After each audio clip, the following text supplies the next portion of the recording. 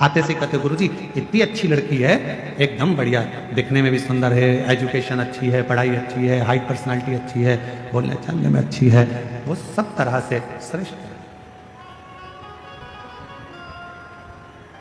क्यों?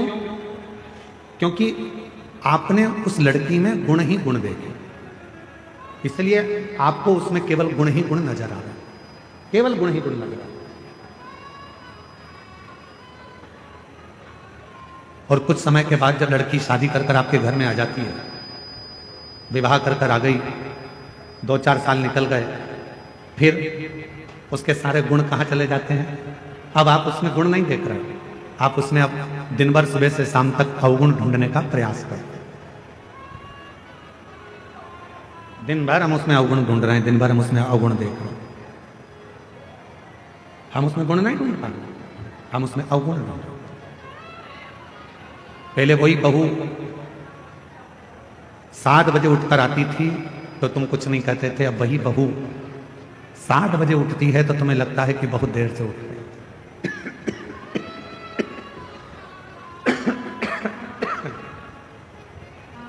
गला पकड़ रहा है बहुत तेज, और साउंड की आवाज भी ऐसे फैल फैल के आ रही है, लोगों को समझ में भी तो आए कथा क्या चल रही है।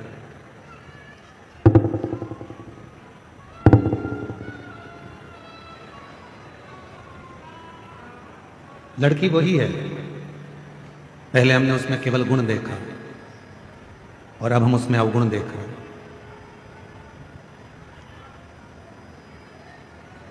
अब हम उसमें गुण नहीं देख पा रहे, अब हम उसमें अवगुण देख रहे हैं।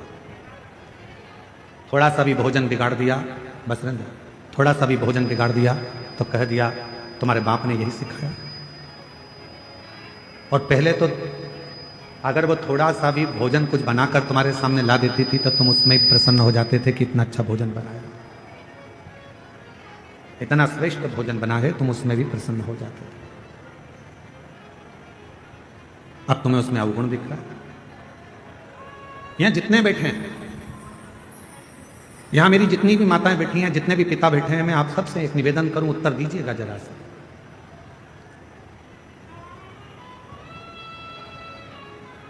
तुम्हारा दामाद, तुम्हारी बेटी का पति तुम्हारी बेटी को घुमाने लेकर जाए तो तुम्हें कैसा लगेगा? अच्छा लगेगा कि बुरा लगेगा? जम के तो बोलो, अच्छा लगेगा। पड़ोसी से कहोगे इतना अच्छा दामाद मिला है, मेरी बेटी को खूब घुमाता, खूब घुमाता। और अगर वही काम तुम्हारा बेटा करे और तुम्हारी बहू को घुमाने ले जाए तो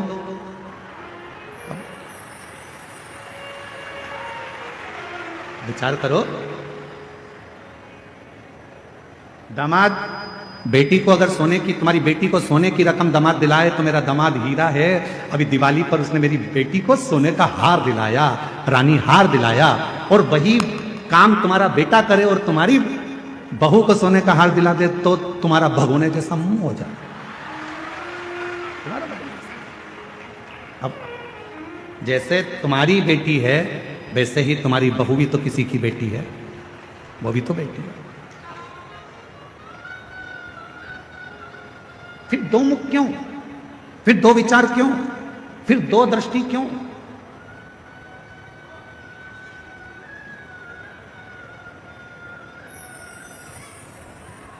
गणेश जी की कितनी धर्मपत्नियां हैं? जम के बोलो जरा। 2। क्या नाम है? सिद्धि। किसी ने शंकर भगवान से कभी पूछा कि भोलेनाथ जी आपने अपने गणेश जी के लिए, बेटे के लिए 2 पत्नी क्यों ढूंढी? मां जगतजननी जगदम्बा अम्बा मां पार्वती जी आपने अपने बेटे के लिए 2 बहू क्यों ढूंढी? किसी ने पूछा कभी गणेश जी महाराज से कि गणेश जी आपके लिए आपके माता पिता ने 2 पत्नी क्यों ढूंढी? क्या आपके लिए एक धर्मपत्नी श्रेष्ठ नहीं थी? फिर आपने 2 पत्नियों को क्यों धारण किया, 2 पत्नी क्यों रखी?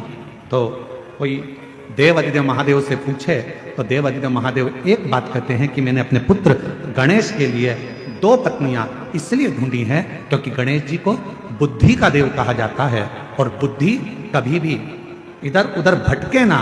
दोनों ओर अगर बुद्धि जाए भी तो दोनों ओर रिद्धि और सिद्धि होना चाहिए, दोनों ओर बुद्धि को संभालने के लिए।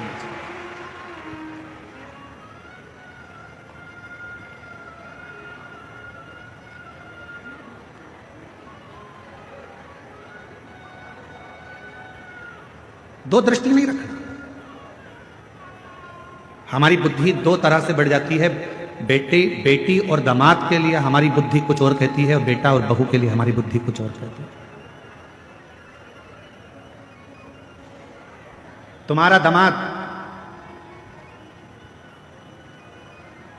तुम्हारी बेटी बीमार पड़ गई, तुम्हारी बेटी बीमार पड़ी और तुम्हारा दामाद उसको हॉस्पिटल दिखाने ले गया। तुम्हारा दामाद घर में पोछा लगा दिया, तुम्हारे दामाद ने झाड़ू लगा दी, तुम्हारे दामाद ने चाय बनाकर पिला दी, और तुम उससे मिलने गए। मेरा दामाद इतना हीरा है, मेरी बेटी बीमार पड़ गई तो इतनी सेवा कर रहा, इतनी सेवा कर रहा, और मालूम पड़े तुम्हारी बहू बीमार पड़ जाए और तुम्हारा बेटा वही की वही करे तो मेरा बेटा तो लल्लू हो गया। दिन भर उसमें लगा, दिन भर। दो बुद्धि नहीं चाहिए। रिद्धि सीधी के दाता गजानन तुम्हें सबसे पहले हमारा नमस्कार है।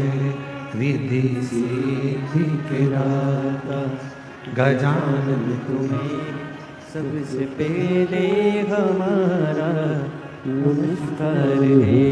रिद्धि सिद्धि के दाता गजानन तुम्हें सबसे पहले हमारा नमस्कार है। एक बुद्धि रखिए, समदृष्टि रखिए,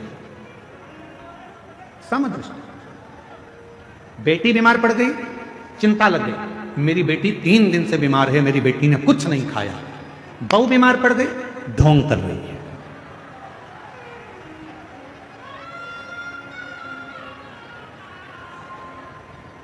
दो बुद्धि नहीं चाहिए, दो दृष्टि नहीं चाहिए, दो विचार नहीं चाहिए। एक मन, एक बुद्धि, एक चित्त, एक विचार, समभाव होना चाहिए। समभाव। जब हमारी जिंदगी में हम समता का भाव रखेंगे तब हमारे जीवन में देव अधिदेव महादेव कृपा करना प्रारंभ कर देंगे और हमारी जिंदगी को श्रेष्ठ। हम समता का भाव ही नहीं रखते। कभी विचार करिए कि मां सती के हृदय में, मां सती आखिर उनके मन में शंकर भगवान के प्रति कितना आदर होगा, शिव जी के प्रति कितना प्रेम होगा, शंकर भगवान के प्रति कितना सम्मान होगा, शिव जी के प्रति कितना आदर होगा, शंकर भगवान के प्रति कितना सत्कार होगा, कि आखिरी में सती मैया का हृदय भूमि पर गिर भी गया तो भी सती माता उस हृदय में शंकर को बसा कर रखी है। इसलिए आज भी वैद्यनाथ जी की पवित्र धरा पर मां शक्तिपीठ जिसमें हृदय गिरा है, उस हृदय में शंकर का शिवलिंग आज भी विराज, आज भी विराज। क्या कह रही है कथा?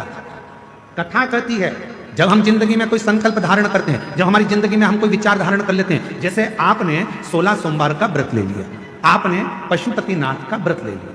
मान लो आपने 16 सोमवार का व्रत लिया, आपने पशुपतिनाथ का व्रत ले लिया, आपने कोई व्रत धारण कर लिया।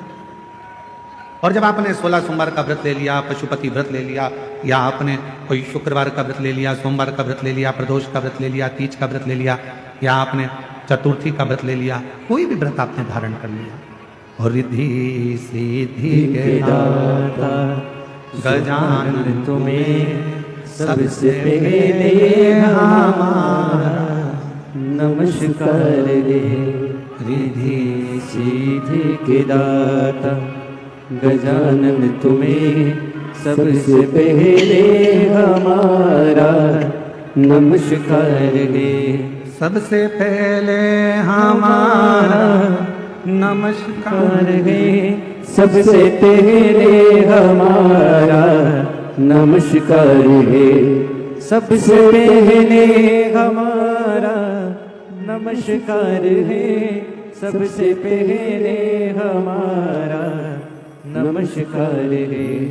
रिद्धि सिद्धि के दाता गजानन तुम्हें सबसे पहले हमारा नमस्कार है। मान लो कोई संकल्प आपने लिया, मान लो कोई आपने विचार कर लिया कि मुझे 16 सोमवार का व्रत करना है, मुझे पशुपतिनाथ का व्रत करना है, मुझे मंगलवार का व्रत करना है या सोमवार का व्रत करना है। कितने व्रत करना है? पशुपतिनाथ के कितने व्रत होते हैं? 5। अब मान लो तुमने पशुपतिनाथ का व्रत का संकल्प लिया कि मैं 5 व्रत करूंगी, पहला व्रत कर लिया, दूसरे व्रत में कहीं आपको जाना पड़ गया या रजोधर्म आ गया, रजस्वला हो गए, नहीं कर पाए, कहीं जाना पड़ गया, नहीं कर पाए। तुम्हारे व्रत का टेंशन किसको है? तुमको कि मेरा व्रत नहीं हुआ।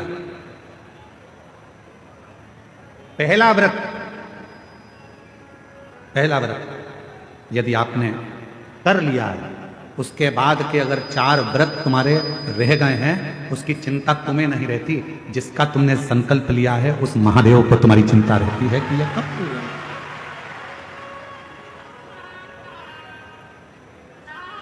ये कब पूरे होंगे, कैसे पूरे होंगे, कब पूरे होंगे, ये उनको चिंता।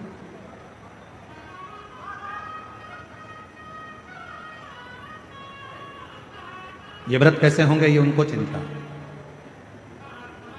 आपको लगता है कि मेरा सोमवार का व्रत ये वाला छूट गया है, रजोधर्म से हो गई, या कहीं मुझे जाना पड़ गया, ये व्रत रह गया है, कैसे पूरा होगा, उसकी चिंता तुम मत करो। तुम तो देवाधिदेव महादेव पर छोड़ दो।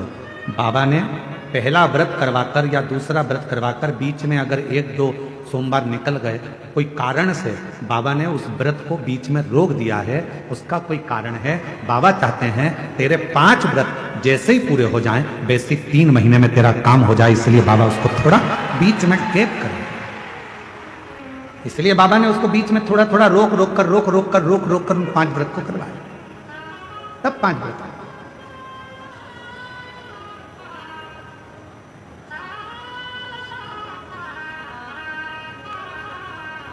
इसलिए शिव महापुराण की कथा कहती है, जिंदगी का कोई भी पल, कोई भी क्षण, कोई भी समय आपके लिए हर समय, हर क्षण, हर पल प्रसन्नता का और समता का होना चाहिए।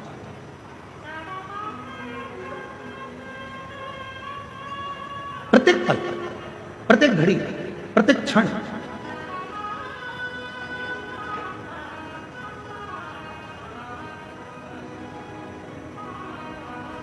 आप जब चाहो जब भगवान को भजो, आप जब चाहो जब शिव का स्मरण करो।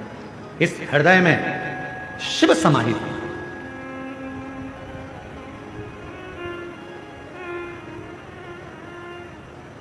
तो कहते हैं ना गंगा बड़ी ना गोदावरी, ना गंगा बड़ी ना गोदावरी, ना तीर्थ बड़े प्रयाग, सकल तीर्थ का पुण्य वही जिस दिल में शिव का वास। जिस दिल के अंदर शंकर का वास है वो किसी तीर्थ से कम नहीं। जिस दिल में शिव समाया है वो किसी गंगा के घाट से बड़ा नहीं।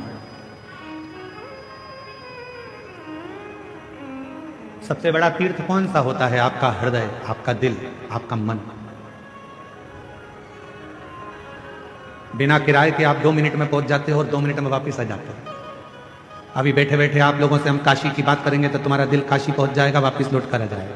पैसा भी नहीं लगा, 1 रुपया नहीं लगा, घर में बैठे बैठे सारे तीर्थ हो जाते हैं। इसलिए शास्त्र कहता है, गंगा बड़ी ना गोदावरी, ना तीर्थ बड़े प्रयाग, सकल तीर्थ का पुण्य वही जिस दिल में शिव का वास। जिस दिल में शंकर का वास होता है वो गंगा, कावेरी, गोदावरी, तीर्थ, प्रयाग सबसे बड़ा वही हृदय हो जाता है।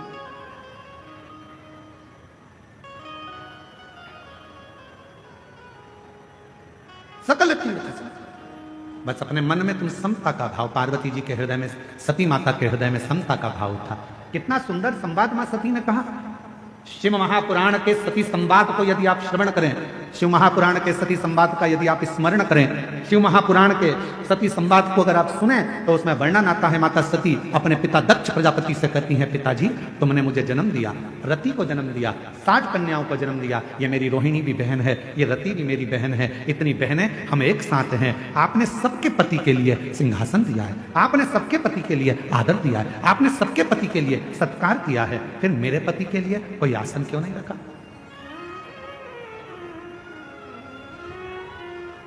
फिर मेरे पति के लिए आपने कोई आदर का स्थान क्यों नहीं रखा? क्या कारण था जो मेरे पति का आप आदर नहीं कर पाए, मेरे पति का सम्मान नहीं कर पाए, मेरे पति का सत्कार नहीं कर पाए? क्या था? राजा दक्ष प्रजापति कुछ नहीं बोले। एक शब्द राजा दक्ष प्रजापति ने ऐसा कह दिया कि सती मैया ने अपने प्राणों को त्याग दिया। ये प्रसंग हम शिव महापुराण में लेकर नहीं आते, परंतु इस प्रसंग को इसलिए लेकर आए हैं क्योंकि ये जो भूमि है बाबा वैद्यनाथ जी की, ये 51 शक्तिपीठ में से एक शक्तिपीठ है जहां माता का हृदय गिरा है। इसलिए इस कथा के प्रसंग को शिव के साथ लेकर आए, इसलिए इसको लेकर आए। पिताजी, मेरी सारी बहनों के पति के लिए आदर था, मेरी सारी बहनों के पति के लिए सम्मान था, मेरी सारी बहनों के पति के लिए सिंहासन था। सबका आदर करा, सबका सम्मान करा, सबको सम्मान दिया, सबको सिंहासन दिया। फिर मेरे पति के लिए कोई सिंहासन नहीं, कोई आदर नहीं, कोई सत्कार नहीं। क्यों? किस लिए? दक्ष प्रजापति कुछ नहीं बोले, एक शब्द भी दक्ष प्रजापति ने नहीं कहा। जब माता सती ने क्रोध में आकर कहा, पिताजी तुमने मेरे पति का सम्मान नहीं किया, तब दक्ष प्रजापति को क्रोध आ गया और क्रोध में आकर दक्ष प्रजापति ने कहा, सुन सती, ये तेरा घर नहीं, ये तेरे पति का घर नहीं, ये तेरे पिता का घर है और मेरा मन, मेरे घर में मैं किसको बुलाऊं? सती, मैंने तो तुझे भी नहीं बुलाया था, तू आ क्यों गई? क्यों आई? मैंने तो तुझे भी निमंत्रण नहीं दिया था, मैंने तो तुझे भी नहीं बुलाया था, तू क्यों आई? किस लिए आई?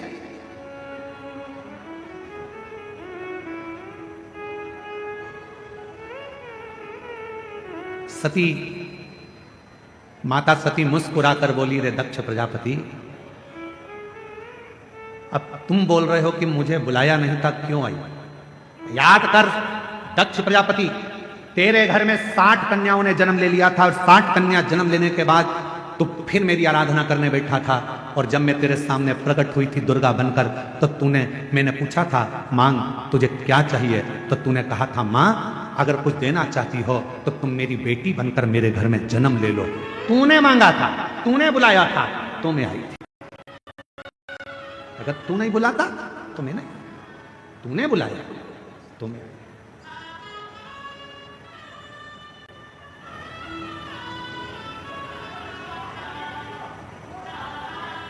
और महाराज,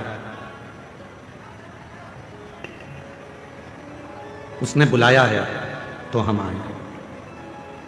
कभी एकांत में बैठकर विचार करना कि तुम्हारे घर के बाहर कुत्ता घूमता हुआ दिखे, तुम्हारे घर के बाहर गधा घूमता हुआ दिखे, तुम्हारे घर के बाहर चींटी, चीटा, चूहा, छिपकली, इल्ली, झिंगूर, पक्षी ये सब दिखते हुए नजर आए, तो विचार करना कि भगवान ने कितनी बड़ी कृपा करी कि तुमको छिपकली बनाकर पैदा नहीं करा, तुमको झिंगूर बनाकर पैदा नहीं करा, तुमको चींटी बनाकर पैदा नहीं करा, तुमको मेरे भगवान ने पैदा करा तो मनुष्य बनाकर पैदा करा। मतलब भगवान कुछ चाहते थे तुझसे कि तू जन्म लेकर फिर संसार से मुक्त हो जाए। तेरा जन्म हो और तू संसार सागर से मुक्त हो, फिर संसार में तेरा जन्म ना हो, फिर मृत्यु सागर में तू पैदा ना हो, फिर संसार सागर में तेरा जन्म ना हो, यह परमात्मा भी चाहते थे।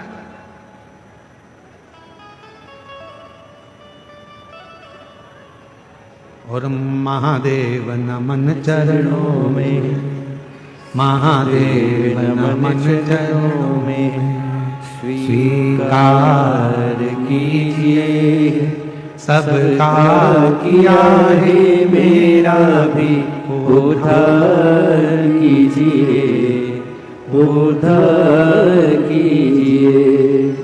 हे त्रिपुंडधारी, हे त्रिशूलधारी, हे त्रिपुंडधारी, हे त्रिशूलधारी, चरणों में तेरे बाबा जी पावन है चारों धाम, चरणों में तेरे बाबा जी पावन है चारों धाम। तेरी देव कर दे वंदना, पूजे सीताराम। तेरी देव कर दे वंदना, पूजे सीताराम। हो जाए पूरी कामना, हो जाए पूरी कामना, उपकार कीजिए सबका किया है मेरा भी उद्धार कीजिए।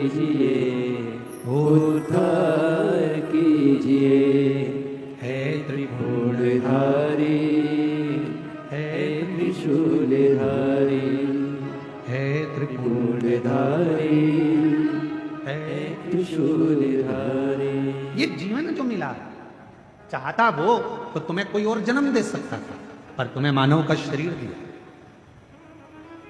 और मानव का शरीर भी दे देता और तुमको वेदनाथ कथा में नहीं बुलाता, तो उसने कृपा करी, करुणा करी, दया करी, और उसने विचार करा बहुत दिन से तरस रही है, झोली इसकी खाली है, बहुत दुखी है, एक बार अगर बाबा वैद्यनाथ की कथा में पहुंच गई और बाबा को नमन कर लिया तो निश्चित है कि इसकी झोली में भर कर भेज दूंगा।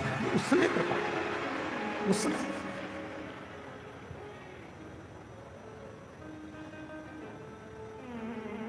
कल एक बहन जी ने पत्र लिखा, और पत्र में, कल हम पत्र को ढूंढेंगे तो टाइम लगेगा, उस पत्र में लिखा कि गुरुजी इतनी भीड़ है कि अंदर तो हम जा ही नहीं सकते, हम तो बाहर बैठते हैं और आप हमको दिखते भी नहीं हैं, आप हमें दिखते ही नहीं, आप हमें नजर ही नहीं आता। हमने उनसे कहा जो पत्र जिन्होंने लिखा है हम उनको निवेदन करें, उनको कहें, वो दिखता भी नहीं है।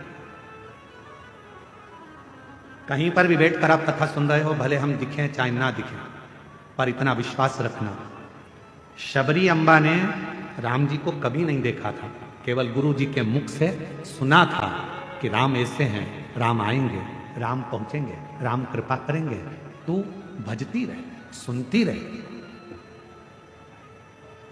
शबरी अम्बा ने केवल राम जी को कभी नहीं देखा था, पर शबरी अम्बा राम जी की रोज इंतजार करती थी, कभी तो आएंगे, कभी तो मिलेंगे, कभी तो दिखेंगे, कभी तो दिखेंगे। और एक दिन ऐसा आ गया कि राम जी शबरी अम्बा के लिए 14 वर्ष के वन के क्षेत्र में चले, और एक दिन शबरी अम्बा के दरवाजे पर पहुंच गए। हम जानते हैं कि हम दिख नहीं रहे होंगे आप, हम ये भी जानते हैं कि कई लोग ऐसे हैं कि बाहर से ही आते हैं और बाहर से ही चले जाते हैं, उनको अंदर आने का भी मौका नहीं मिलता। इतना बड़ा ग्राउंड, शायद बाबा देवघर का ये सबसे बड़ा ग्राउंड है जो प्रशासन ने इस कथा के लिए अलॉट करा दिया। ये देवघर का सबसे बड़ा ग्राउंड है जिसकी परमिशन मिली और जिस पे कथा हुई। किसी को अंदाजा नहीं था कि ये ग्राउंड में इतने पहले दिन से लोग आ जाएंगे, दूसरे दिन और बढ़ जाएंगे, तीसरे दिन और बढ़ जाएंगे। किसको मालूम? और ना किसी के घर निमंत्रण गया, ना किसी के घर पीले चावल गए, ना किसी के यहाँ कोई पत्रिका गई, बस आपके कानों में शब्द हो गया, चलो बुलावा आया है, देवघर वाले ने बुलाया है।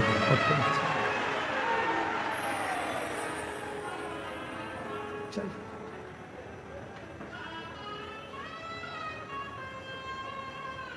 वो कहते सारे जग में एक ठिकाना, सारे गम के मारों का, सारे जग में एक ठिकाना, सारे गम के मारों का। रस्ता देख रहा है बाबा अपनी आँख के तारों का, रस्ता देख रहा है बाबा अपनी आँख के तारों का। रस्ता देख रहा है बाबा अपनी आँख के तारों का, रास्ता देख रहा है बाबा अपनी आँख के तारों का।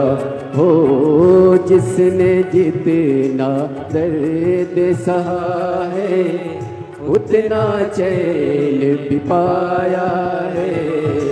चलो बुलावा आया है, देव बुलाया है। जय श्री राधे। चलो आज बड़े ही हर्ष का विषय है, हमारे बीच में सरकार का प्रतिनिधित्व करते हुए झारखंड सरकार के पर्यटन, कला, संस्कृति, खेल एवं खेल मंत्री श्री सुदीप कुमार जी हमारे बीच में पधारे। एक बार जोरदार ताली बजाकर स्वागत करें। जोरदार ताली बजाएं मंत्री महोदय।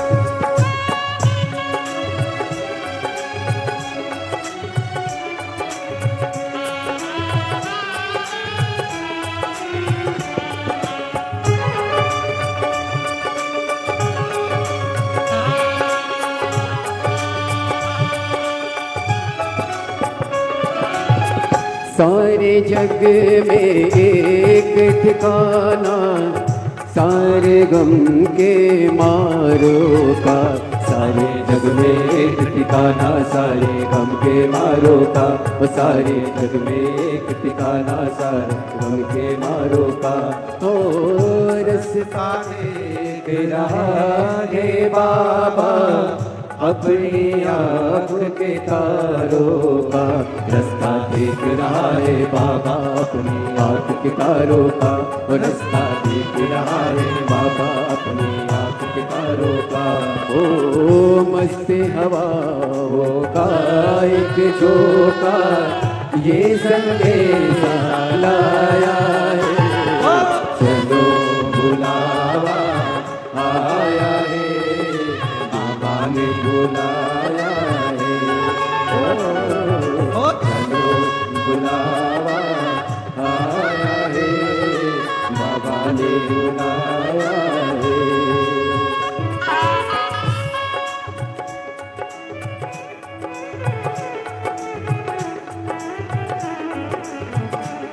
शंभो।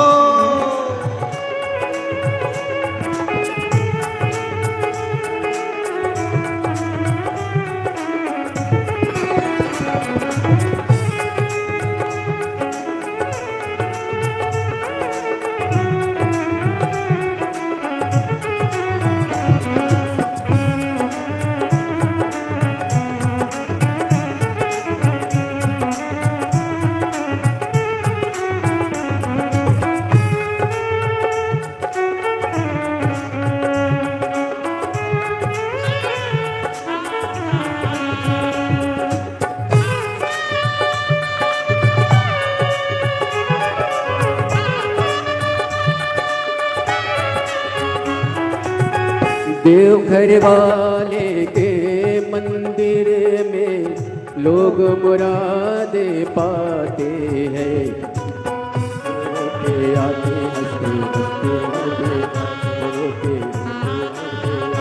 हंसते हंसते जाते। ओ मैं भी मांग के देखूं जिसने जो मांगा वो पाया।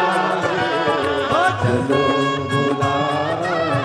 आया है, बाबा ने बुलाया है।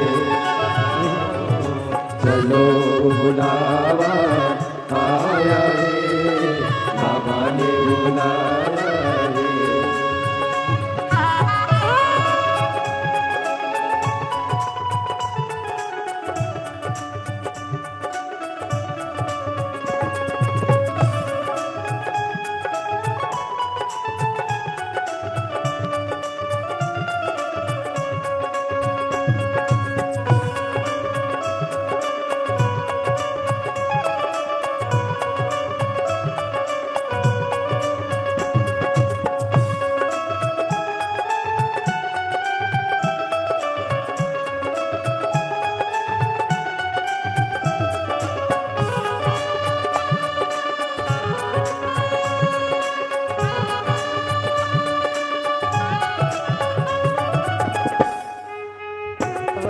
के मंदिर में लोग मुरादे पाते हैं। वो रोते रोते आते हैं, हंसते हंसते जाते हैं। वो रोते रोते आते हैं, हंसते हंसते जाते। ओ मैं भी मांग के देखूं जिसने जो मांगा वो पाया है। चलो बुलावा आया है, बाबा ने बुलाया है। ओ चलो बुलावा आया है, बाबा ने बुलाया है। ओ देवघर की पावन नगरी में शिव ने मेला लगाया है। चलो बुलावा आया है, देवघर वाले ने बुलाया है। चलो बुलावा आया है, बाबा ने बुलाया है। चलो बुलावा आया है, बाबा ने बुलाया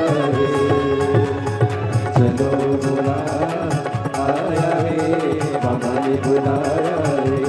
हर शंभो हर शंभो हर शंभो हर शंभो हर शंभो हर शंभो हर शंभो हर शंभो हर शंभो हर शंभो हर शंभो हर शंभो हर शंभो महादेव अपने स्थान पर बैठकर बाबा देवादिदेव महादेव से अपने हृदय की बात करें और चलो बुलावा आया है, देवघर बाबा ने बुलाया है। ये उसकी देवघर कृपा। की पावन नगरी में शिव ने मेला लगाया है। चलो बुलावा आया है, बाबा ने बुलाया है। महादेव है। बाबा से अपने मन का भाव कहेंगे। उसके पहले हमारे इस पवित्र प्रांगण में देवघर की पवित्र धरा पर बाबा देवादिदेव महादेव की पवित्र कथा का रसपान करने के लिए झारखंड सरकार के माननीय पर्यटन मंत्री सुदीव्य कुमार जी हमारे बीच में विराजमान हैं। एक बार उनके लिए जोरदार ताली बजाकर साधुवाद। जो झारखंड सरकार का नेतृत्व करने के लिए बड़े भाव के साथ यहाँ पधारे, मैं श्री सुदीव्य कुमार जी पर्यटन मंत्री झारखंड सरकार निवेदन करूं आपका 2 मिनट का उद्बोधन सभी को प्राप्त हो। उसके बाद में हम बाबा से प्रार्थना करें और अपने जीवन को सार्थक करें। एक बार जोरदार ताली बजाओ माननीय मंत्री महोदय जी के लिए, झारखंड सरकार पर्यटन मंत्री श्री सुदीव्य कुमार जी। बहुत बहुत धन्यवाद बाबा।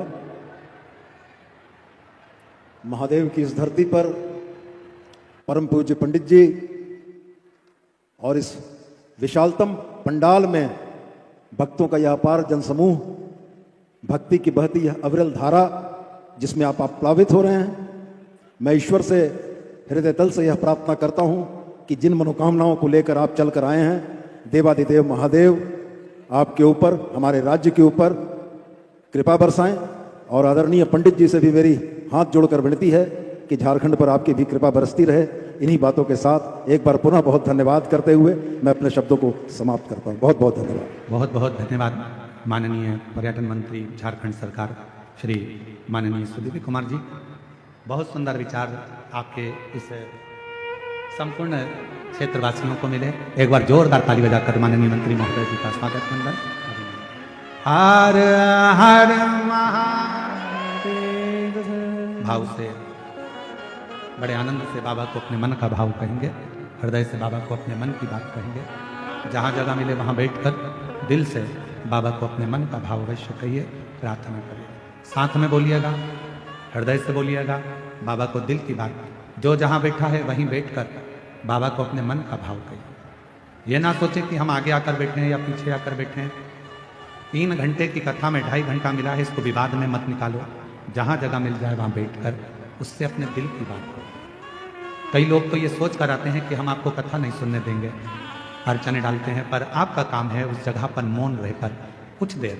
बड़ी मुश्किल से यह कथा मिलती है। ना जाने देवघर वाले बाबा ने कृपा कर कर झारखंड में यह कथा करवा दी और पूरा बिहार, कलकत्ता, बंगाल, झारखंड, छत्तीसगढ़ सब आनंद पाए। दिल से बाबा को प्रार्थना करो, विनय करो, साथ में सब बोलेंगे, हृदय से प्रार्थना करो।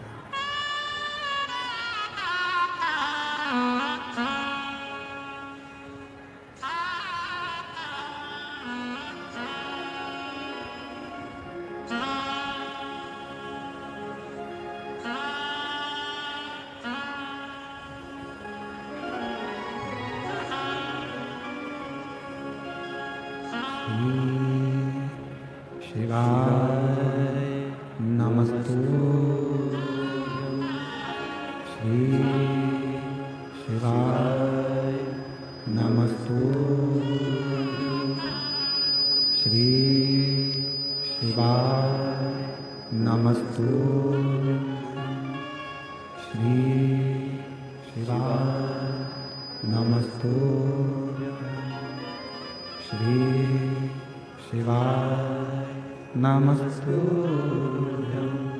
भोला सब दुख का तुम्हारा, ओ भोला सब दुख का शिव शंकर जपो तेरी माला, भोले बाबा जपो तेरी माला, भोला सब दुख काटो हमारा।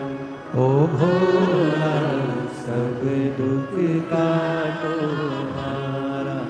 देश है मंगल मंगलकारी, देश है मंगल मंगलकारी। शमशान वासी हमारा, शमशान वासी हमारा। ओ भोला सब दुख काटो हमारा।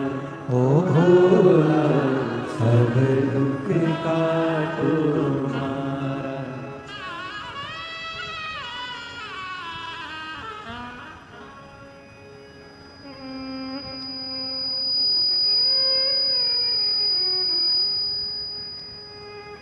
बाबा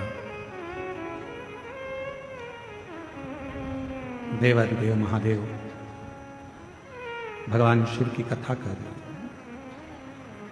शिव महापुराण की कथा वर्णन कर रहे हैं। माता सती ने पिताजी से कहा तो पिताजी ने एक शब्द कह दिया, मैंने तो तुमको भी नहीं बुलाया। सती मैया ने कहा, पिताजी ये तो नहीं हो सकता कि तुमने मुझे ना बुलाया। याद करो, आपके घर में कई बेटियों ने जन्म ले लिया था और मैं जगत जननी दुर्गा स्वयं तुमसे कहने के लिए आई थी कि अब बेटी मत मांगो, पर तुमने बेटी मांगी। और कहा तुमने कि मुझे बेटी के रूप में तुम चाहिए। और मैंने कहा था दक्ष प्रजापति कि तू मुझे समझ नहीं सकता, तू मुझे जान नहीं सकता दक्ष प्रजापति। शिव को और शक्ति को समझने के लिए कई जन्म लेना पड़ जाएंगे, तब जाकर मनुष्य समझ पाएगा कि शंकर भगवान है क्या, शिव का एक लोटा जल है क्या, शिव की अविरल भक्ति है क्या, मां दुर्गा भवानी आद्य शक्ति है क्या। कई जन्म निकल जाएंगे, कई जन्म। एक पत्र अच्छा है, देखिए।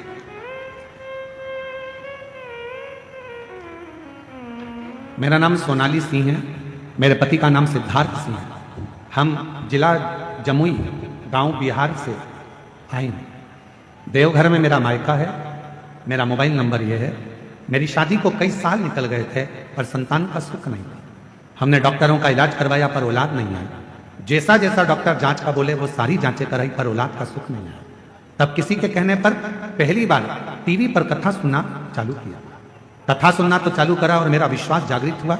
मैं कभी मंदिर ना जाती थी, ना जल चढ़ाती थी, पर मेरे बाबा आपके कहने पर मैंने मंदिर में जाना प्रारंभ करा, जल चढ़ाना प्रारंभ करा और 2 बार पशुपति व्रत करे, 2 बार सफेद आंकड़े की जड़ का प्रयोग करा और बाबा की ऐसी कृपा हुई कि कई वर्षों के बाद मेरे बाबा ने मेरे घर में 2 जुड़वा बेटों ने जन्म दे दिया। मैं बाबा को प्रणाम करने के लिए कहीं बैठी हूं तो हाथ हिला सकती हूँ। दिख रही है? हाँ दिख रही। बच्चे आए हैं साथ में?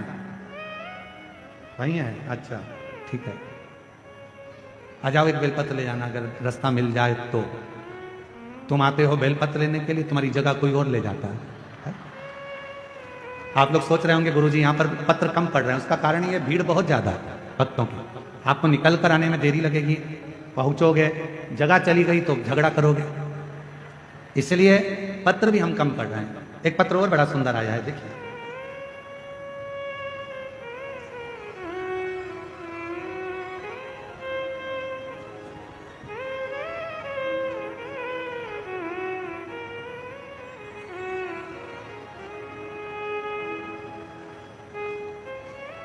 मैं रूबी मिश्रा, पति प्रदीप कुमार मिश्रा, घर गंगटा गोंडा की रहने वाली हूँ। गुरुदेव, मैं 1 लोटा जल और रुद्राक्ष का क्या बखान करूं गुरुदेव। बाबा की महिमा अपरंपार। कहीं बैठी हो तो हाथ हिला सकती हैं, आप ही हैं जी। आ जाइए, एक बेलपत्र ले जाइए, आ जाइए। गुरुदेव, बाबा की महिमा का मैं क्या गुणगान करूं। 2022 दिनांक 16 फरवरी को मेरा साथ जो घटना हुई उसके बाद मैं टूट गई। गुरुदेव, मेरी 3 बेटी थी और 3 बेटी, हम दोनों पति पत्नी और तीनों बेटियां सब आराम से रह रहे थे। गुरुदेव, मेरी बड़ी बेटी 2022 में 16 फरवरी बुधवार के दिन नहाते समय उसने पानी का गीजर चालू करा, हीटर चालू करा और उसे नल के पानी में करंट आ गया और तभी उसकी मौत हो गई, वो मर गई। उसके बाद मेरा पूरा परिवार टूट गया। हम दुख के भवसागर में गिर गए, रोते, बुरे हाल होते।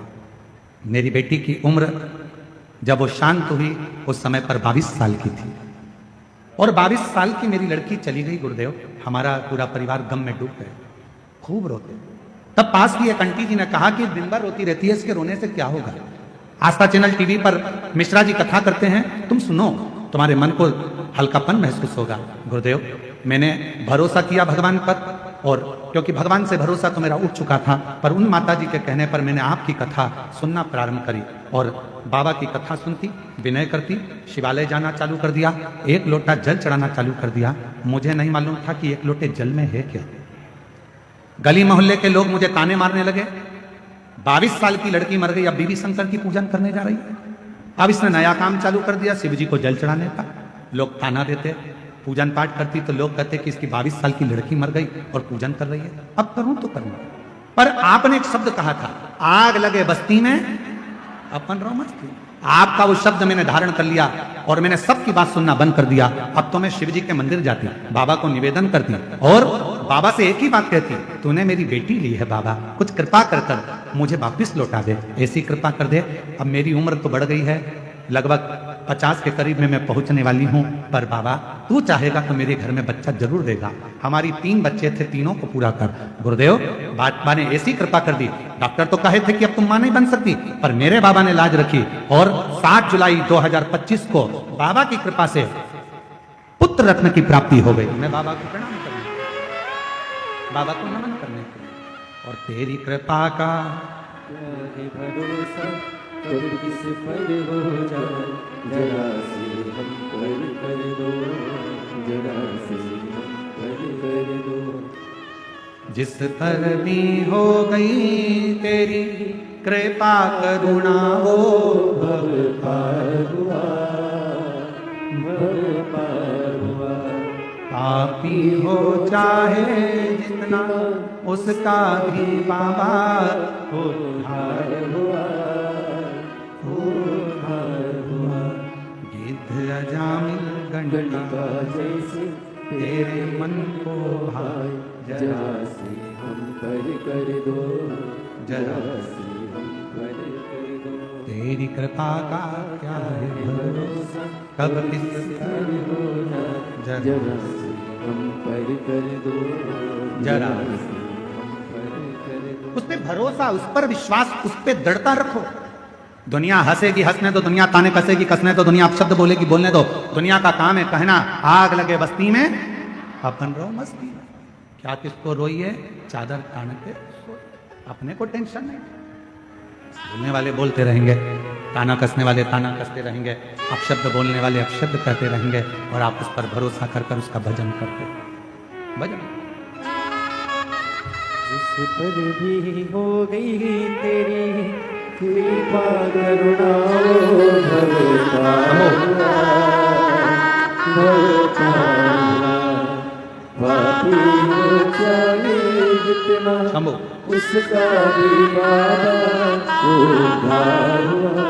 महाराज 22 साल की बेटी चली गई थी और लोग शिव मंदिर जाती थी तो भी ताना देते थे। आज बाबा की कृपा से पुनः बाबा ने एक बेटे के रूप में वही बेटी को वापस दिया है। बरजोर दाता पापी हो चाहे जितना उसका भी बाबा उद्धार हुआ, उद्धार हुआ।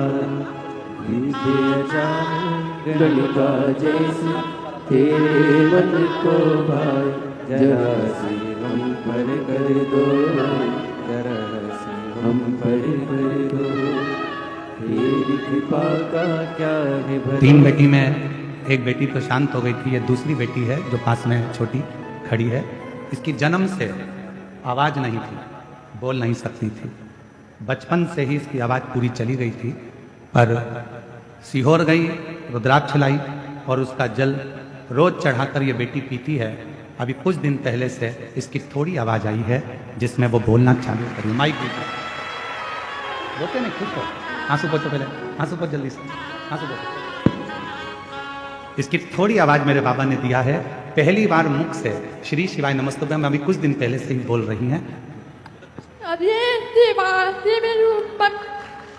श्री शिवाय नमस्तुभ्यम, वापिस एक बार। श्री शिवाय नमस्तुभ्यम। जन्म से आवाज नहीं थी, अब 22 थोड़ी आई है, बोलना प्रारंभ करा है इसने और मुख से बोल रही है। एक बार जोरदार ताली बजा।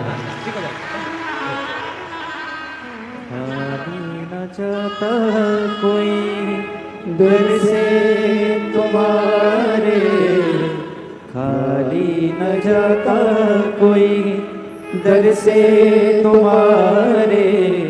मैं भी खड़ी हूँ नंदी बाहे बसारे, अपने हृदय से लगा लो गिना जा रहा हूँ, उठा लो। बाबा से प्रार्थना करिए, दोनों से निवेदन है, थोड़ा डाउन कर कर चलाओ। शिव कृपा करो, बाबा प्रार्थना करो। जिस समय तुम दिल से बाबा से निवेदन करोगे, विनय करोगे, बाबा उसको स्वीकार है, स्वीकार करो।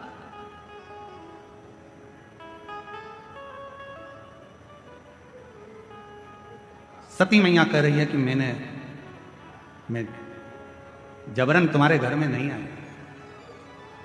दक्ष प्रजापति कह रहे हैं तुझे बुलाया किसने था, निमंत्रण नहीं भेजा, पत्र नहीं भेजा, फिर क्यों आई? इसलिए कारण क्या है आने का, मैं समझ नहीं, क्यों आई? सती माता ने कहा पिताजी मेरे आने का कोई कारण नहीं, पर आज मेरे पति का जो अपमान हुआ है, मेरा हृदय मेरे शिव में हमेशा रमा रहता है, लगा रहता है। इस हृदय में शिव के सिवा कुछ भी नहीं है, कुछ भी।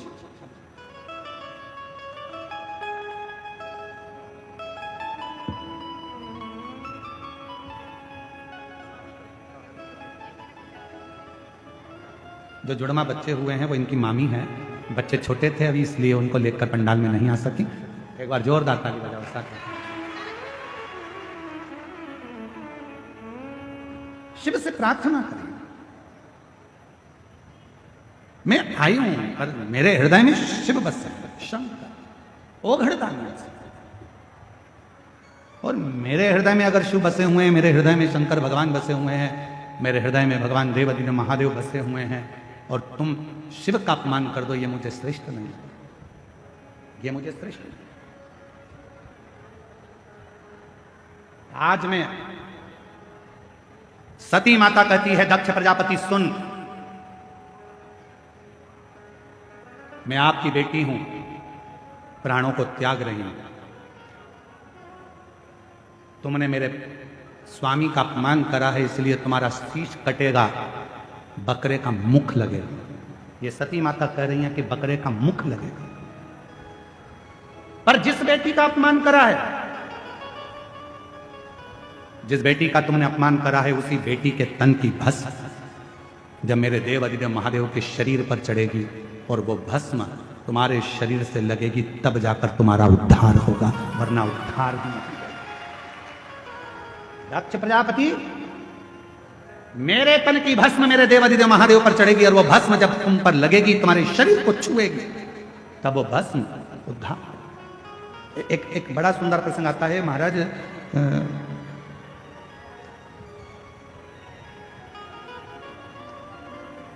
एक वामदेव नाम के शंकर के बड़े भक्त थे। थोड़ा ध्यान से सुनना, बाबा वैद्यनाथ जी की इस पवित्र धारा की कथा है, अपनी जिंदगी में उतारना, बहुत सावधानी से सुनना। एक पत्र आया है, किसी बहन जी ने भेजा है, हम आपके पत्र को स्वीकार करते हैं। गुरु जी, आपसे एक निवेदन करना चाहते हैं हम व्यासपीठ से। हम सब जितने भी शुभ भक्त यहां पर आए हैं, कोई 100 रुपए खर्च करा है, कोई 200 रुपए खर्च करा है, कोई 500 रुपए खर्च करा है। 4 किलोमीटर दूर से पैदल चलकर हम लोग कथा के पंडाल तक पहुंचे, पर यहाँ कथा के बीच बीच में ये सामान बेचने वाले जो आते हैं हम लोगों को कथा नहीं सुनने देते हैं। आपसे निवेदन है, या तो प्रशासन या समिति इन सामान बेचने वालों को यहाँ से थोड़ा सा बाहर करे तो हम आराम से कथा तो सुन सकें। हम कथा सुनने के लिए आए। गुरुदेव 4 किलोमीटर तो पैदल चले हैं और 4 किलोमीटर वापस जाना है और 400-500 रुपये खर्च कर कर हम कथा सुनने आते हैं। उसमें भी हमको ये लोग परेशान करते हैं तो हम कथा कैसे सुनें। मेरा सभी सामान बेचने वाले भाई बहन जो भी यहाँ पर हैं, आपसे हाथ जोड़कर निवेदन करता हूँ, आपको जो व्यापार करना है बाहर जाकर करो, पर पंडाल के अंदर कोई वस्तु बेचने के लिए ना आए।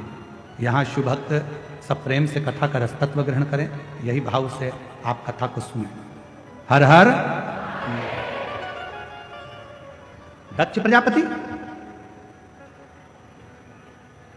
और आपका भी फर्ज है, देखो केवल हमारी व्यासपीठ का नहीं, आपका भी फर्ज है। अगर आपके सामने कोई बेचने आ रहा है तो उसको तुरंत आप बाहर कर सकते हो। बाहर निकलो यहाँ से, पंडाल के बाहर जाकर बेचो, अंदर नहीं आना। ये आपका भी तो फर्ज है, आप भी तो कथा के श्रोता हो, शिव कथा कर रहे। हे दक्ष प्रजापति, मेरे तन की भस्म मेरे देवाधिदेव महादेव को चढ़ेगी, और जब महादेव पर यह भस्म चढ़ेगी और वह भस्म तेरे शरीर पर लगेगी तब तेरा उद्धार। एक बहुत सुंदर संवाद है। एक वामदेव नाम के शिव जी के परम भक्त थे, शिव उपासक थे, उनको शिव योगी भी कहते थे। वामदेव उनका नाम था। शंकर की भक्ति बहुत थी। एक नियम उनने अपनी जिंदगी में ले रखा था, केवल एक नियम।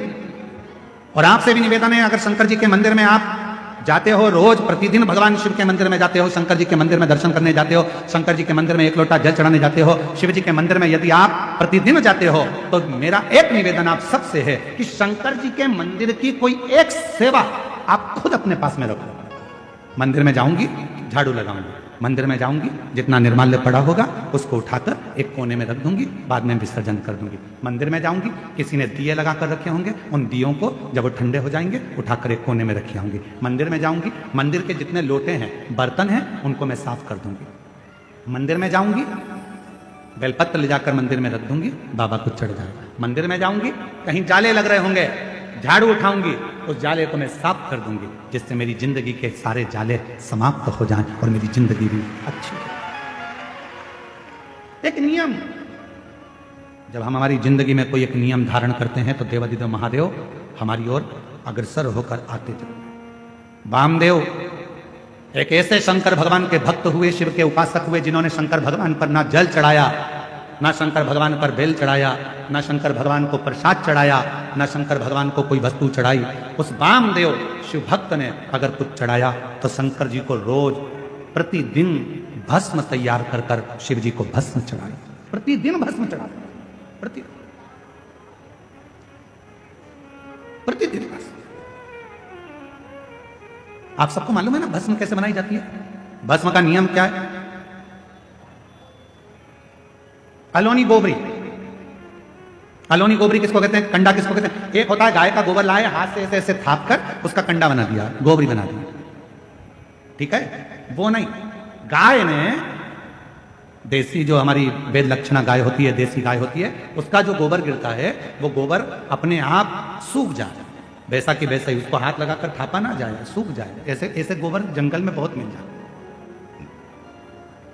उसको जलाकर अच्छा मुहूर्त देखकर फिर उसको गंगा जल छीट कर उसको जलाकर उसकी जो भस्म तैयार होती है उसको कपड़े से छान कर शिव नाम लेते हुए, शंकर का स्मरण करते हुए, जैसा जैसा शिव महापुराण में वर्णन है भस्म बनाने का, उसका स्मरण करते करते, शिव नाम लेते लेते उसको तैयार करा। फिर उस भस्म को आप शिव जी को समर्पित कर सकते हैं। उस भस्म को वापस लेकर आकर उस भस्म को अपने तन पर धारण कर सकते, त्रिपुंड लगा सकते। वामदेव एक ऐसे शिव भक्त हुए जिन्होंने शंकर भगवान को कुछ नहीं चढ़ाया, केवल शंकर भगवान को भस्म चढ़ाया, केवल भस्म। और भस्म कैसी बात पूछी, केवल भस्म।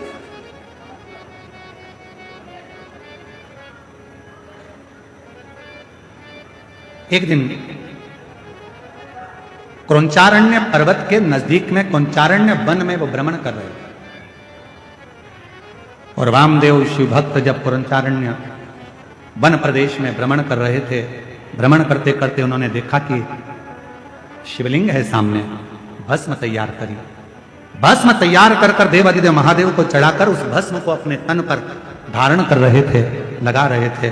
तभी वहां एक ब्रह्म राक्षस आ गया। एक ब्रह्म राक्षस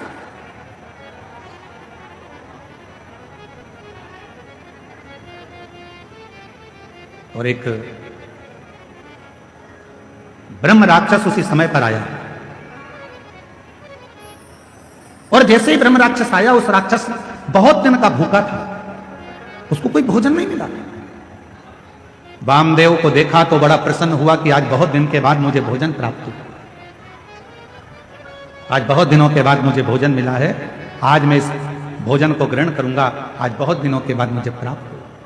और ब्रह्म राक्षस थोड़ी देर तक तो देखा, और देखने के बाद ब्रह्म राक्षस ने वामदेव को खाने के लिए उनके हाथ का स्पर्श कर दिया। स्पर्श करते से ही जो तन पर भस्म लगी थी, वो भस्म वामदेव शिव मुनि के शरीर की वो भस्म ब्रह्म राक्षस के हाथ का स्पर्श कर, हाथ का स्पर्श। हमको कभी कभी लगता है कि क्यों इतना, किसी पुराण के कथा के पंडाल की मिट्टी को लोग लेकर नहीं जाते, पर शिव महापुराण के कथा के पंडाल की मिट्टी को भी लोग अपने शरीर पर धारण करते हैं। ये इस कथा से सीखने को मिलता है वामदेव जी की, कि भगवान शंकर के भजन का बल कितना बढ़ता है, कि शिव जी के शरीर पर लगी हुई भस्म राक्षस का भी कल्याण कर देती है, तो शिव पुराण की कथा की पंडाल कई जीवों का कल्याण कर जाती है,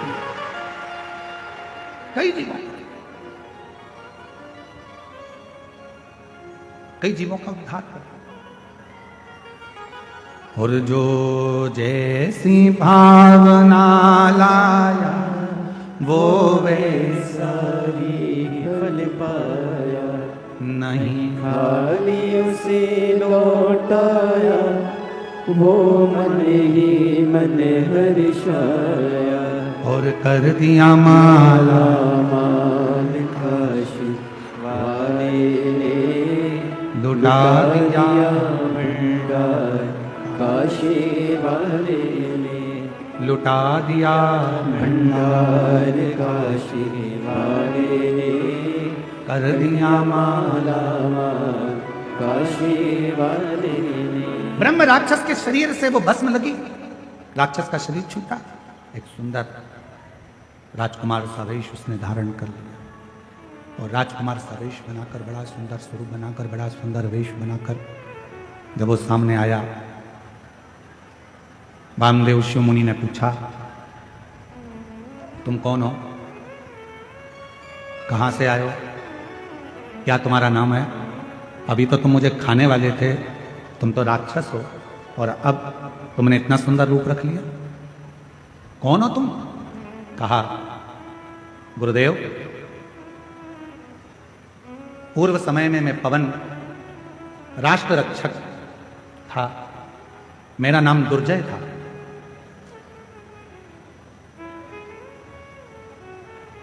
रक्षा करना मेरा काम था, मेरा नाम दुर्जय था, मैं रक्षा करता था। एक गलती मुझसे हो गई, ना तो मैं कभी शंकर का उपासना करता था, ना कभी मैं मंदिर शिव जी के गया, ना कभी मैंने शंकर का भजन किया, ना कभी मैंने शिव की आराधना करी, ना साधना करी। और कोई अगर शंकर के मंदिर जाता था, शंकर को लोटा भर जल चढ़ाने जाता था, या शिव की भक्ति कोई करता था, तो उसमें मैं अड़चन उत्पन्न करता था, उसको रोकता था, रोक रहा।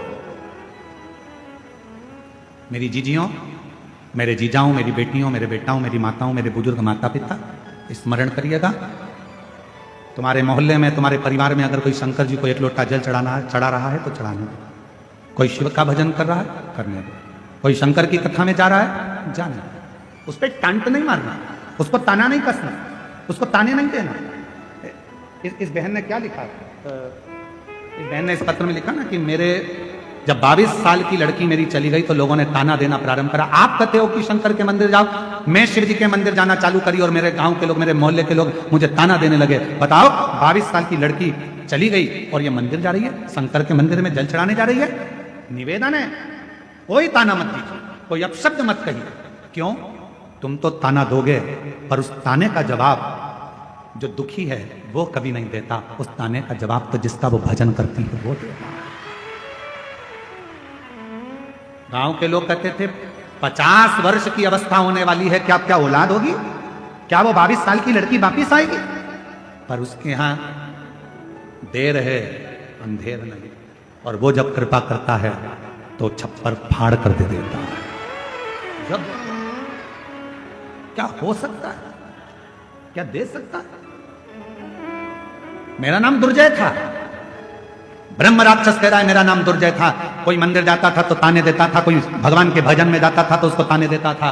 मंदिर जाने के लिए मैं उनको रोक लेता था, कह देता था क्या करोगे मंदिर जाकर, क्या रखा है शिव पुराण में, क्या करोगे शंकर की कथा सुनकर। ऐसे तो बहुत आते बहुत जाते, दिन रात मैं शंकर की निंदा, मंदिर की निंदा, शिव पुराण की निंदा, शंकर के भक्त की निंदा दिन भर करता था। आखिरी में मेरे शरीर में एक रोग लग गया, और वो रोग इतना बढ़ता चले गया। एक रोग के साथ दूसरा रोग लग गया, दूसरे रोग के साथ तीसरा रोग लग गया। जो शिव की निंदा करता है, भगवान शंकर या भगवान शंकर के भक्त की अगर कोई निंदा करता है, शिव महापुराण की कोई निंदा करता है, आखिरी का उसका शरीर बहुत बेकार हो जाता है। शरीर इतना बुरा हो जाता है कि घर के लोग भगवान से प्रार्थना करते हैं कि इसको उठा लो, भुगत रहा है, अब उठा लीजिए, अब मत रखो इसको संसार। शिव निंदा, देव ऋषि नारद ने शंकर भगवान की निंदा करी, बंदर का मुख लगा। भगवान विष्णु ने शंकर जी की निंदा श्रवण करी, घोड़े का मुंह लगा, हाईगी अवतार हुआ। शिव की निंदा जो करता है आखिरी में उसको भोगना पड़ता ही है, भोगना ही पड़ता है। आप कथा में नहीं जा सकते, मत जाओ, पर किसी को ये मत कहो कि शिव पुराण सुनकर क्या करोगे, क्यों इनके चक्कर में पड़े हो, क्यों क्या करना, शंकर जी की कथा से क्या मतलब है, काय को जा रहे हो, क्या मतलब है, क्या रखा है शिव पुराण में, क्यों शंकर जी के मंदिर में एक लोटा जल चढ़ाना। शिव की निंदा करने वाले की गति आखिरी में ऐसी हो जाती है, ये हम नहीं कह रहे, ये दुर्जय की कथा वामदेव मुनि की कथा कह रही है। दुर्जय कह रहा है कि मैंने केवल एक काम करा, जो शिवालय जाता था उसको ताने देता था, जो कथा सुनता था उसको अपशब्द कहता था, लोगों को मंदिर देवालय शिवालय से दूर करता था, लोगों के हृदय में भगवान के प्रति बैर उत्पन्न करता था। मेरे शरीर में एक रोग हो गया, वो रोग ने मुझे घेर लिया, आखिरी में वो रोग बढ़ता चले गया और मेरे प्राण छूट गए, मर गए। सारे भोग भोगे मैंने, जितने नरक के सब भोगे मैंने, आखिरी में भी नरक कम पड़ गए मेरे भोग भुगताने में, तो मुझे राक्षस बनाकर जन्म दे दिया।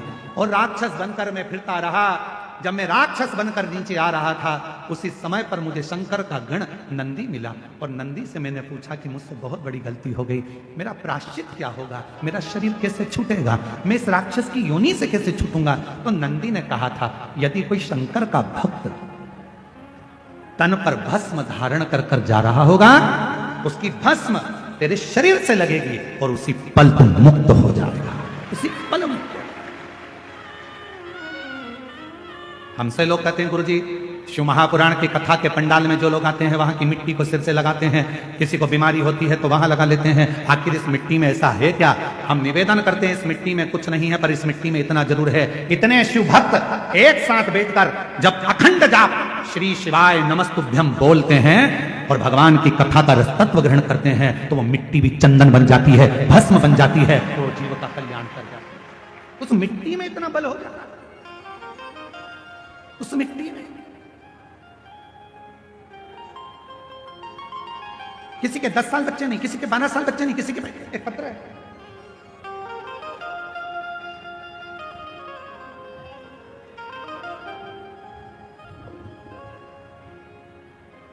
पाकुड़ झारखंड से निशा देवी, मेरा मोबाइल नंबर ये है, कहीं बैठी हो तो हाथ हिला सकती हैं। निशा देवी पाकुड़ झारखंड से। 14 फरवरी 2025 को मेरे पति को अचानक शाम में चक्कर आया, वह गिर गए। उनको हम हॉस्पिटल लेकर गए तो वहाँ डॉक्टर ने हमको धुलिया के रेफर कर दिया, आईसीयू में हम लोग उनको रखे। डॉक्टर ने पूरा शरीर पैरालिसिस मार गया, पूरे शरीर में लकवा था, बोल नहीं सकते, ब्रेन के अंदर ब्लड के थप्पे जम चुके थे, ना वो हिलते थे, ना डोलते थे, ना बोलते थे, पड़े रहते। तब डॉक्टर ने कहा कोई गारंटी नहीं, पता नहीं ये कब उठे, शरीर तो पूरा बेकार हो चुका है। तब कैसे हो सकता? शिव जी के मंदिर भगवान शंकर को एक लोटा जल चढ़ाकर उसका जल लगाना प्रारंभ करा, बेलपत्र देना प्रारंभ करा। समझ नहीं आया कि करें तो करें क्या। तब मेरी मां ने कहा कि हमारे नजदीक में एक माता जी रहती हैं, वो एक शिव पुराण की कथा में गई थी, उसकी मिट्टी लेकर आई, उसकी मिट्टी लेकर आई है। मैं दामाद के लिए वो मिट्टी लेकर आ रही हूं। मेरी मां दामाद के लिए मिट्टी लेकर आई, शरीर पर हमने उसी मिट्टी को ले जाकर लगाना चाहा, पर डॉक्टरों ने मना कर दिया। चुपचाप से अपने कपड़े में मिट्टी को लगाकर दामाद के पास मेरी मां मिलने के लिए गई और अपना साड़ी का पल्लू दामाद के पूरे शरीर पर लगा दिया। 15 मिनट के बाद शरीर में हलचल होना प्रारंभ हो गई। शरीर में हलचल होना प्रारंभ हुई। आईसीयू में भर्ती थे। धीरे धीरे बाबा की ऐसी कृपा हुई, डॉक्टर तो बोले थे ये कभी जिंदगी में चल पाएंगे ना चल पाएंगे, समझ पाएंगे ना समझ पाएंगे। आज मैं उनका पूरा फोटो लगा रही हूं कि पूरी ठीक होकर बाबा की कृपा से, शंकर की कृपा से, आज बाबा की करुणा से पूर्ण तरह से उठ बैठ गए। ये शिव क्या है, शिव की रज में क्या है, शंकर की कथा में क्या है, शिव महापुराण में क्या है, सीहोर के रुद्राक्ष में क्या है, कंकर शंकर की पूजा में क्या रखा है, कुबेरेश्वर धाम में क्या है, बाबा वैद्यनाथ की धरा पर। ये तो आपको बाद में मालूम पड़ेगा जब पूरी 7 दिन की कथा हो जाएगी। आप जब अपने घर जाओगे और घर जाने के बाद 3 महीने के अंदर मालूम पड़ेगा कि तुमने कथा में जो मांगा था मेरे बाबा ने तुम्हें दिया कि नहीं दिया। ये बाद में मालूम पड़ेगा। और फिर निवेदन करूं, जब तुम्हारे नजदीक में कथा हो तो पत्र लिखकर भेजने की तैयारी रखना कि मेरे बाबा ने मुझे जो मांगा था, मैंने वैद्यनाथ जी की धरा पर, मेरे बाबा ने मुझे छप्पर फाड़ कर दे दिया, मेरे बाबा ने करुणा कर दी। यहां शिव महापुराण की कथा में बैठने के लिए विवाद मत करो, आगे बैठने के चक्कर में झगड़ा मत करो, समय मत निकालो, जहां जगह मिल जाए। हम क्यों इन साउंड वाले से लड़ते हैं? क्या हमको शौक पड़ता है कि हम माइक वाले से लड़े झगड़े, हम उनको चिल्लाएं? उसका केवल एक कारण होता है, हमको दिक्कत एक ही चीज की होती है कि आप इतनी दूर दूर से 500-500 600 किलोमीटर दूर से आते हो, धक्के खाकर आते हो, बड़ी मुश्किल से जगह मिलती है, और आपको अगर सुनने को भी नहीं मिले तो हमारा भी दिल दुखता है, इसलिए हम इनको चिल्ला देते हैं। हमें शौक नहीं चढ़ रहा कि हम इनको डांटें चिल्लाएं। इनका भी फर्ज बनता है कि ये लाखों की भीड़ केवल सुनने के लिए आती है, महाराज तो दिखता ही नहीं है, नजर ही नहीं आता सीहोर वाला महाराज है कहां। केवल एक आस लेकर, विश्वास लेकर लोग यहां पहुंचते हैं, और विश्वास के साथ हम भी कहते हैं कि मेरा कुबेरेश्वर बाबा इस वैद्यनाथ बाबा के दरवाजे से तुमको खाली नहीं भेजेगा, झोली भर कर जरूर भेजेगा। जो जैसी भावना लाया वो वैसा ही फल पाया, नहीं खाली उसे लौटाया वो मन ही मन हर्षाया, और कर दिया माला माल काशी वाले ने लुटा दिया भंडार काशी वाले। वो जिस कामना से आप आए हो, जिस भाव से आप आए हो, जिस विश्वास के साथ आप आए हो, हमारे भरोसे नहीं, आप देवघर वाले के भरोसे आए हो, आप बाबा के भरोसे आए, आप हमारे भरोसे नहीं। हमारी सामर्थ्यता नहीं कि हम आपको कुछ दे सके, कुछ प्रदान कर सके। यहां कथा में उत्तर प्रदेश के कानपुर से लालू सोनी जी आए, ये बैठे हैं। एक बार हमने इनसे कहा, क्यों लालू भैया तुम रोज ग्रुपों में व्हाट्सएप पर बाबा की रोज थोड़ी थोड़ी कथा रोज डालते हो, लोग सुनते हैं, तुम्हारे को ऐसी भाव अंदर से कैसे आ जाता है? तो ये कानपुर वाले लालू सोनी जी कहते हैं, गुरुदेव हमको रात में शिव जी खुद ऐसी प्रेरणा दे देते हैं कि सवेरे बाबा की ये कथा डालना है, और लोग सुनेंगे, जीवन में उतारेंगे और अपने आप उसका फल प्राप्त करेंगे। हम धन्यवाद देते हैं।